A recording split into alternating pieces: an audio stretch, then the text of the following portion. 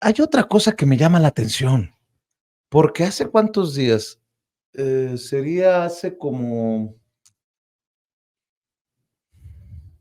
un par de días que poníamos el grito en el cielo porque el Poder Judicial, un tribunal, negaba la orden de aprehensión contra Genaro García Luna por enriquecimiento ilícito, seguramente se acuerdan. Y ahora es por uso de recursos de procedencia ilícita que la señora, la esposa de García Luna, dice, me amparo.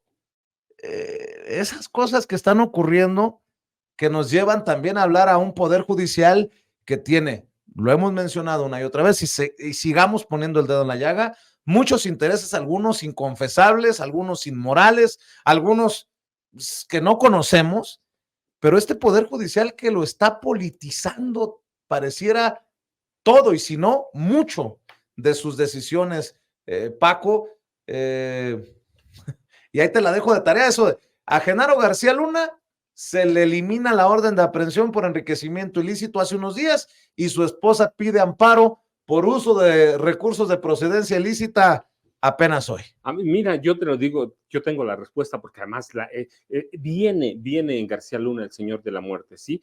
Yo les había platicado, Genaro García Luna tiene 7 millones de expedientes de mexicanos, no cuentan los 7 millones porque muchos eran nada más por sospecha, pero tiene 800,000 expedientes en los que incluye a los magistrados, a jueces federales poderosos y a ministros que estaban involucrados en protección a narcotráficos, a narcotráfico, en protección a criminales. Entonces yo quiero ver qué juez, qué ministro, qué magistrado va a girar una orden de captura contra Genaro García Luna o qué juez, qué ministro o magistrado va a girar una orden de captura contra Linda Cristina Pereira Gálvez. Yo quiero ver quién es el guapo o quién es la guapa que va a decir aquí estoy yo y la vamos a detener o le vamos a negar la orden de captura o a él también.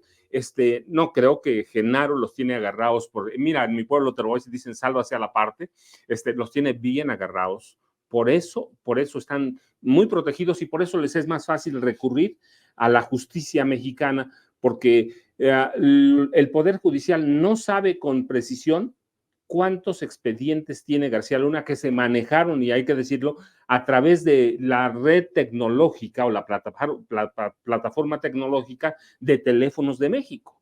Sí, 800,000 de 7 millones, son casi el 10%. Imagínate que un juez emita una orden de captura contra Linda Cristina Pereira Gálvez o contra Genaro García Luna. Yo quiero ver nada más que le filtre García Luna algún expediente a sus amigos, a Riva Palacio, que no era formal, pero lo veían los agentes de inteligencia como el jefe de prensa de Genaro. Fíjate que estoy revisando datos de colaboradores de Sin Censura como Ricardo Sevilla y otros datos que circulan, pero sobre todo el de Ricardo Sevilla, que dice, por eso lloran. En el Poder Judicial tienen fideicomisos millonarios, algo que se está definiendo en la Cámara de Diputados. El dichoso Fondo de Apoyo a la Administración de Justicia tiene en su cuenta 5,845,855,829 pesos. A la burocracia dorada le regalan hasta computadoras y hasta el seguro de auto les pagan. La Secretaría de Técnica del Fondo de Apoyo a la Administración de Justicia, fideicomiso que maneja el Consejo de la Judicatura Federal, al mando de Norma Piña, la ministra presidenta, informó que su saldo patrimonial al 31 de marzo de 2023 es de 5,845 millones. El dato fue publicado en el Diario Oficial de la Federación el 20 de abril del 2023. El informe dice que el Fondo de Apoyo a la Administración de Justicia es en tan solo 3 meses, de enero a marzo de 2023, tuvo ingresos por 145,281,000 pesos y agrega que en ese mismo periodo obtuvieron intereses por 140,913,000 pesos. Tan solo con los ingresos e intereses el fondo rebasa los 285 millones de pesos. Y así sigue el hilo de Ricardo Sevilla, dineros que no los pudiera imaginar cualquier mexicano de a pie que aspiraría a la justicia en nuestro país en manos de estos privilegiados. Todo al revés, ¿no? Sí, por eso el enojo ahora del Poder Judicial, porque ya empezó, digo, todavía no es una sentencia definitiva o una decisión definitiva del Congreso, pero eliminar 14 fideicomisos que representan casi 15,000 millones de pesos, más de 14,000. ¿Y qué paralelismo histórico? Porque justamente la manera de sustraer dinero del erario de parte de García Luna fue a través de fideicomisos, ni más ni menos. Fideicomisos de los que no rendía cuentas. Un fideicomiso no tiene obligación de rendir cuentas, ¿no? Un fideicomiso se puede fabricar con los sobrantes del no ejercicio de los presupuestos. En vez de devolverlo a Hacienda, lo conviertes en fideicomiso por cualquier pretexto, para los trabajadores, para gastos posteriores. García Luna con esos fideicomisos compró los 3 helicópteros Hawk, que le costaron en la época, fueron, déjame ver, son 14 millones de dólares cada uno, fueron 42 millones de dólares. Claro que después la Marina los compró y los compró en 28, y luego los compró el Ejército y los compró en 40, los mismos helicópteros. Pero el que puso el ejemplo con los fideicomisos fue Genaro García Luna. Hay otro dato que... Mira a dónde estamos terminando con esto.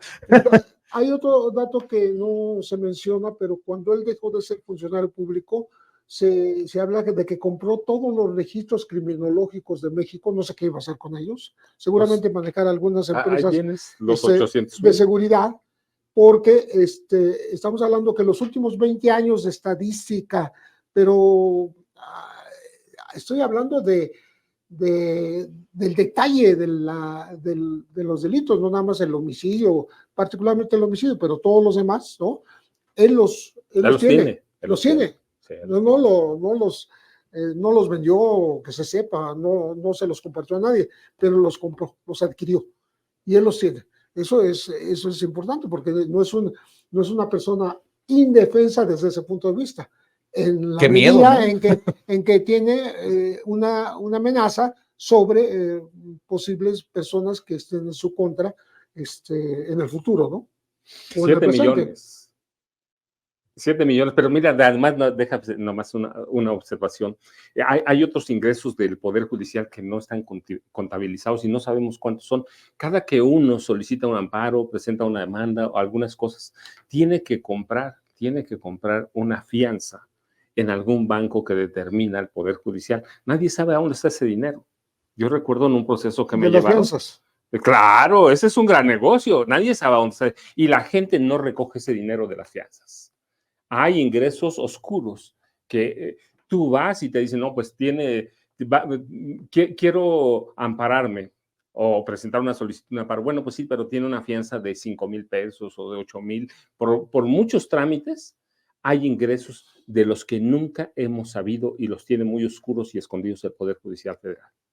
Fíjate que está reportando en su investigación Ricardo Sevilla que les compran todo en el Poder Judicial, hasta las computadoras de última generación. A finales de septiembre de este año, el Consejo de la Judicatura Federal gastó más de 200 millones de pesos en computadoras portátiles, o sea, en laptops marca Lenovo para sus empleados. Más indignante aún, que en el Poder Judicial no se preocupan por asegurar sus automóviles, porque en el ejercicio fiscal 2023 se puede observar que entre la Suprema Corte de Justicia de la Nación y el Consejo de la Judicatura Federal pagaron más de 6 millones de pesos para asegurar los vehículos de sus empleados. Esto es y entre más le sigamos rascando, más indignante, más insultante resulta para un México en el que sentimos muchos emoción cuando hablamos de que salieron de la pobreza más de 5 millones de mexicanos y mexicanas. O sea, 200 millones en laptops, pagarle el seguro de autos a tus... Oye, y no con tu dinero. No estamos hablando de una empresa en la que el dueño de la empresa le paga a los empleados, no. Estamos hablando del dinero de todos los mexicanos y mexicanas, incluso de los más pobres, Pepe.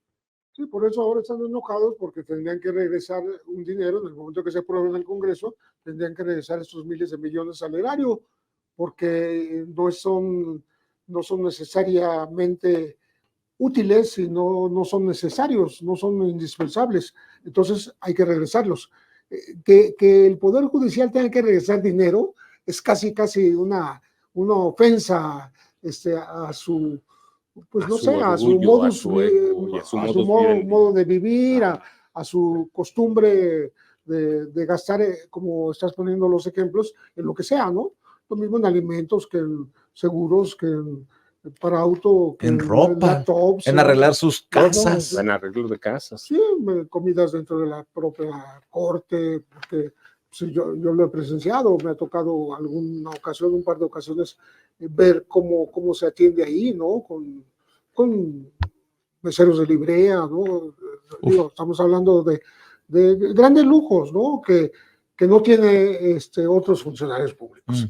Todo el mundo sabemos que los del Poder Judicial tienen ese privilegio. Además, el presidente ha dicho que los trabajadores del Poder Judicial no tienen nada de qué preocuparse, que no afectará, no los va a afectar, aunque veo pues que intentan torcerlo todo para hacer ver al presidente, aunque no es el presidente el que lo está buscando, esto de eliminar, extinguir los fideicomisos, porque son los diputados, exactamente. Es una atribución exclusiva de la Cámara de Diputados. Yo quiero ver, tienen semanas discutiéndolo, yo quiero ver qué va a hacer el Poder Judicial el día que lo aprueben. Ha vetado todo, se ha convertido en un legislador, pero esta es una facultad exclusiva del Poder de la Cámara de Diputados, no del Poder Legislativo, de la Cámara de Diputados.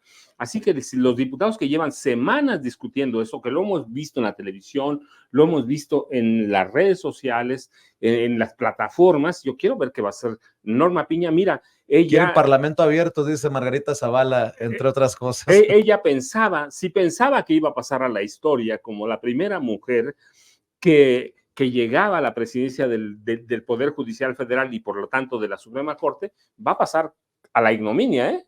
La van a odiar los trabajadores del Poder Judicial.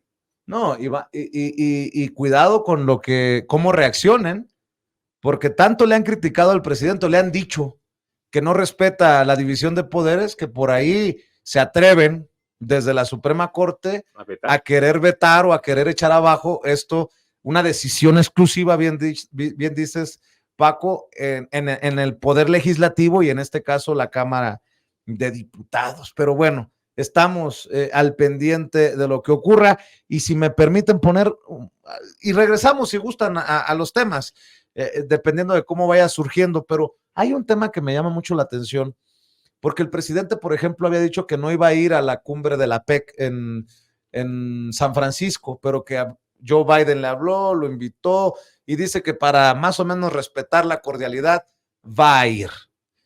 Y me llamó la atención, porque también se habla de una cumbre de migración en Palenque, en Chiapas, en los que están invitados por lo menos una docena de países latinoamericanos, 13, 14, pero no está invitado a Estados Unidos, tengo entendido. No. Y lo que habla de decisiones soberanas, nunca sometidas, como antes, si me permiten la expresión, al imperio, Pepe. Sí, por lo menos están proponiendo soluciones alternativas o que se les tome en cuenta para ver cómo pues no se frenan, sino se tratan de ordenar los flujos migratorios. Estamos hablando de momentos en que hay decenas de miles que están por la zona del Darién y que desde ahí se vienen a México. Estamos hablando de la acumulación de migrantes en la frontera norte, que a propósito el gobernador de Texas medio les abre y les cierra la puerta con una especie de válvula que quita las boyas, las vuelve a poner, como jugando con el tema, porque es un tema preelectoral. Pero en esta reunión donde van a estar Guatemala, Honduras, El Salvador, Nicaragua, Panamá, Ecuador, Colombia, por supuesto Venezuela, etcétera, bueno, Cuba va a estar, están planteando alternativas. ¿Qué hacemos? ¿Cómo logramos que se comparta los beneficios del desarrollo y en vez de criminalizar, en vez de atacar a los migrantes, que se les dé oportunidad de desarrollarse en su propia tierra o en sedes alternativas, ¿no? No que todo el mundo se marche hacia los Estados Unidos, porque eso es imparable, ¿no? De todas maneras, seguirá siendo porosas las fronteras, pero y hay por lo menos, como tú dices, un principio de iniciativa de los países expulsores de migrantes, ¿sí? Para decir, bueno, ¿cómo solucionamos juntos este problema? No que los Estados Unidos es el que decide nada más. No de sometimiento, pues. No, para nada. y- Es me parece a mí, una reunión autónoma, de una cumbre autónoma en Palenque, Latinoamérica. que puede aportar soluciones exactamente alternas para un problema que no es de un país, es un país de muchos países.